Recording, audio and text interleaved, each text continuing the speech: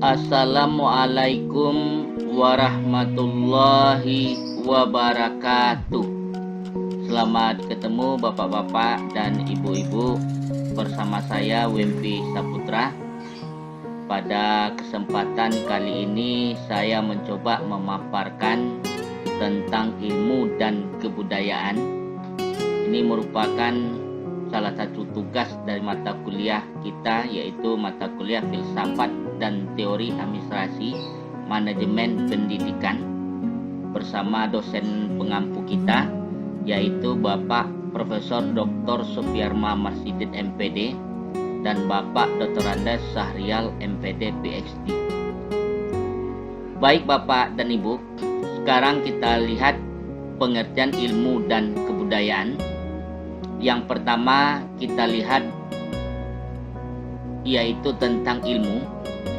Menurut Kamus Besar Bahasa Indonesia, ilmu itu memiliki arti pengetahuan tentang suatu bidang yang disusun secara sistematis berdasarkan metode atau aturan tertentu yang dapat digunakan untuk menjelaskan tentang gejala tertentu dalam bidang ilmu pengetahuan. Sementara itu, menurut Surya Sumantri, bahwa ilmu itu merupakan salah satu hasil pemikiran manusia dalam menjawab sebuah pertanyaan. Kemudian yang kedua, kita lihat mengenai budaya atau kebudayaan. Budaya atau kebudayaan berasal dari bahasa Sanskerta, yaitu budaya, yang merupakan bentuk jamak dari budi atau akal, yang dapat diartikan sebagai hal-hal yang berkaitan dengan budi dan akal manusia. Sementara itu, Koncaraningrat mengemukakan di sini bahwa kebudayaan itu adalah keseluruhan sistem, ide atau gagasan, tindakan, dan hasil karya manusia dalam rangka memenuhi kehidupan masyarakat yang dijadikan milik diri manusia dengan belajar. Kemudian Ki Hajar Dewantara mengemukakan bahwa kebudayaan itu berarti buah budi manusia adalah hasil perjuangan manusia terhadap dua pengaruh kuat, yakni zaman dan alam, yang merupakan bukti kejayaan hidup manusia untuk mengatasi berbagai rintangan dan kesukaran di dalam hidup dan penghidupannya guna mencapai keselamatan dan kebahagiaan yang pada lahirnya bersifat tertib dan damai. Kemudian Bapak dan Ibu, kita lanjutkan lagi. Yang pertama kita melihat mengenai manusia dan kebudayaan. Kita ketahui bahwa nilai-nilai budaya itu adalah jiwa dari kebudayaan dan menjadi dasar segenap wujud kebudayaan.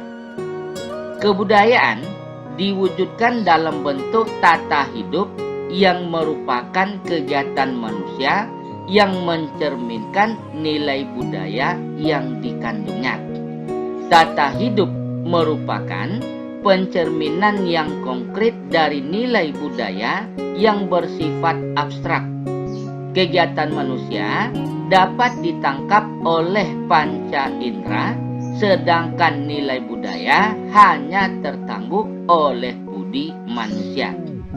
Nilai budaya dan tata hidup manusia ini ditopang oleh perwujudan kebudayaan. Kemudian, sarana kebudayaan merupakan perwujudan yang bersifat fisik yang merupakan produk kebudayaan atau alat yang memberikan kemudahan dalam berkehidupan. Kemudian yang kedua, Bapak dan Ibu, kita lihat mengenai kebudayaan dan pendidikan. Alport, Vernon dan Linsky ini mengidentifikasikan bahwa ada 6 nilai dasar dalam kebudayaan, yakni nilai teori, ekonomi, estetika, sosial politik, dan agama. Berdasarkan penggolongan tersebut di atas, maka masalah pertama yang dihadapi oleh pendidikan ialah menetapkan nilai-nilai budaya apa saja yang harus dikembangkan di dalam diri anak kita. Untuk menentukan nilai-nilai mana yang patut mendapat perhatian kita sekarang ini, maka pertama sekali kita harus dapat memperkirakan skenario dari masyarakat kita di masa yang akan datang. Skenario masyarakat Indonesia di masa yang akan datang tentu memperhatikan indikator dan perkembangan sekarang yang ada. Nah, cenderung untuk mempunyai karakteristik sebagai berikut. Yang pertama atau yang A, yaitu memperhatikan tujuan dan strategi pembangunan nasional kita. Maka masyarakat Indonesia akan beralih dari masyarakat tradisional yang plural agraris menjadi masyarakat modern yang urban dan bersifat industri. Yang B, mengembangkan kebudayaan kita ditujukan ke arah perwujudan peradaban yang bersifat khas berdasarkan filsafat dan pandangan hidup bangsa Indonesia, yakninya Pancasila. Kemudian yang ketiga, Bapak dan Ibu, kita lihat mengenai ilmu dan pengembangan kebudayaan nasional Indonesia. Ilmu merupakan bagian dari pengetahuan dan pengetahuan merupakan unsur dari kebudayaan. Ilmu dan kebudayaan ini berada dalam posisi yang saling tergantung dan saling mempengaruhi. Pada satu pihak, perkembangan ilmu dalam suatu masyarakat tergantung dari kondisi kebudayaan. Sedangkan di pihak lain, pengembangan ilmu akan mempengaruhi jalannya kebudayaan. Nah, dalam rangka pengembangan kebudayaan nasional, ilmu mempunyai peran ganda. Yang pertama atau yang A, ilmu merupakan sumber nilai yang mendukung terselenggaranya pengembangan kebudayaan nasional. Dan yang B-nya, ilmu merupakan sumber nilai yang mengisi pembentukan watak suatu bangsa. Nah, langkah-langkah yang akan ditempuh untuk meningkatkan peranan keilmuan itu apa? Nah, yang pertama yaitu ilmu sebagai suatu cara berpikir. Nah, ilmu merupakan suatu cara berpikir ini dalam menghasilkan sesuatu kesimpulan yang berupa pengetahuan yang dapat diandalkan. Ilmu merupakan produk dari hasil berpikir menurut langkah-langkah tertentu yang secara umum dapat disebut sebagai berpikir ilmiah. Berpikir ilmiah merupakan proses berpikir atau pengembangan pikiran yang tersusun secara sistematis yang berdasarkan pengetahuan-pengetahuan ilmiah yang sudah ada. Yang B atau yang kedua yaitu ilmu sebagai azas moral. Nah, di sini ada dua karakteristik yang merupakan azas moral bagi ilmuwan. Ini menurut Surya Sumantri. Yang pertama yaitu meninggikan kebenaran. Nah, di sini ilmu merupakan kegiatan berpikir untuk mendapatkan pengetahuan yang benar, atau secara lebih sederhana, ilmu bertujuan untuk mendapatkan kebenaran. Kriteria kebenaran ini pada hakikatnya bersifat otonom dan terbebas dari struktur kekuasaan di luar bidang keilmuan. Ini artinya, untuk mendapatkan suatu pernyataan benar atau salah, seorang ilmuwan harus terbebas dari intervensi pihak lain di luar bidang keilmuan. Yang kedua, ilmu sebagai azas moral itu adalah pengabdian secara universal. Maksudnya apa? Maksudnya adalah seorang ilmuwan itu tidak mengabdi pada golongan tertentu, penguasa, partai politik, ataupun yang lainnya. Akan tetapi, seorang ilmuwan harus mengabdi kepada kepentingan khalayak ramai. Kemudian kita lihat yang ketiga, langkah-langkahnya untuk meningkatkan kebenaran nilai ilmu tadi, yaitu nilai-nilai ilmiah dan pengembangan kebudayaan nasional. Nah, nilai yang terpancar dari hakikat keilmuan ini yaitu kritis, rasional, logis, objektif, terbuka, menjunjung kebenaran, dan pengabdian universal. Kemudian untuk terlaksananya proses dalam pengembangan kebudayaan nasional tersebut, maka diperlukan sifat kritis, rasional, logis, objektif, terbuka, menjunjung kebenaran, dan pengabdian universal. Kemudian langkah yang keempat, Bapak dan Ibu, yaitu ke arah peningkatan peranan keilmuan. Nah, langkah-langkah yang sistemik dan sistematis untuk meningkatkan peran dan kegiatan keilmuan dalam perkembangan kebudayaan nasional yang pada dasarnya mengandung beberapa pemikiran sebagai berikut.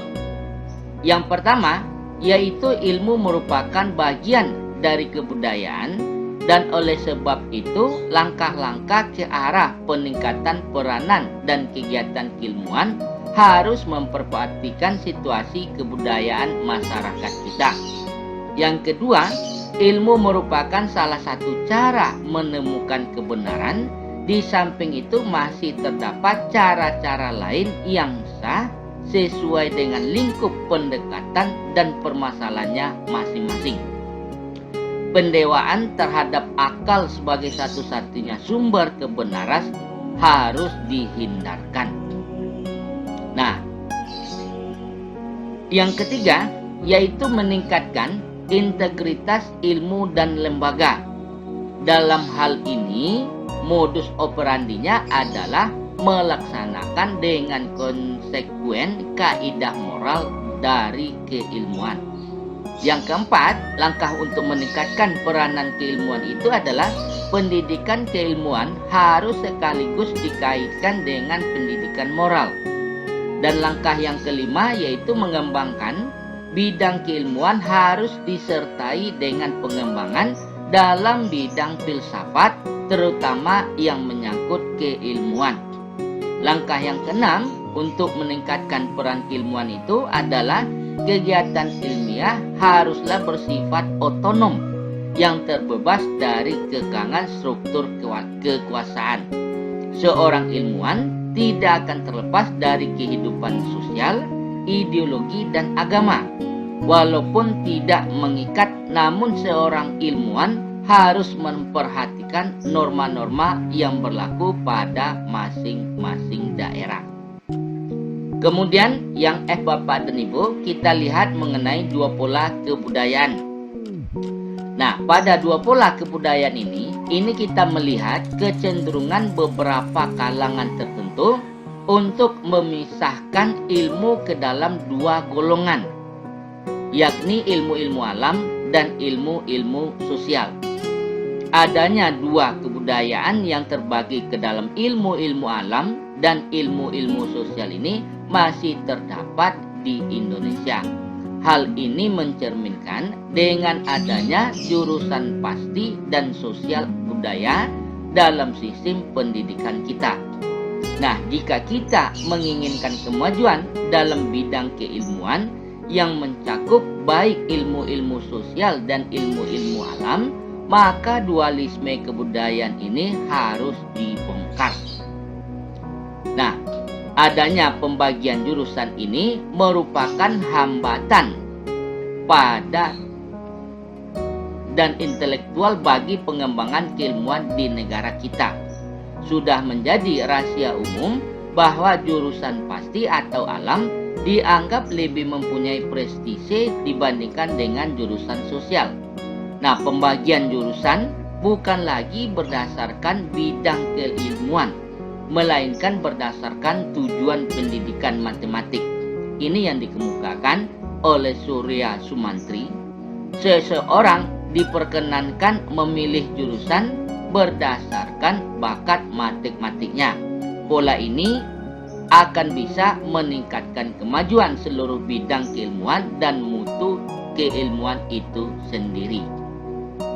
Nah, peningkatan pendidikan keilmuan harus ditekankan pada penguasaan berpikir ilmiah yang ditopang oleh sarana-sarana berpikir ilmiah termasuk matematik dan statistik. Tanpa pengembangan sarana ini, maka ilmu sukar berkembang secara pesat. Di samping itu, teknologi seperti komputer juga sangat membantu dalam penelaahan ilmiah. Seseorang yang mempunyai bakat berpikir kualitatif kelas 1 namun hanya mempunyai bakat matematik secara sedang-sedang saja bisa berkembang menjadi seorang ilmuwan yang bermutu. Nah, demikianlah Bapak dan Ibu yang dapat saya sampaikan pada paparan kali ini. Semoga bermanfaat. Terima kasih. Sampai ketemu lagi. Assalamualaikum warahmatullahi wabarakatuh.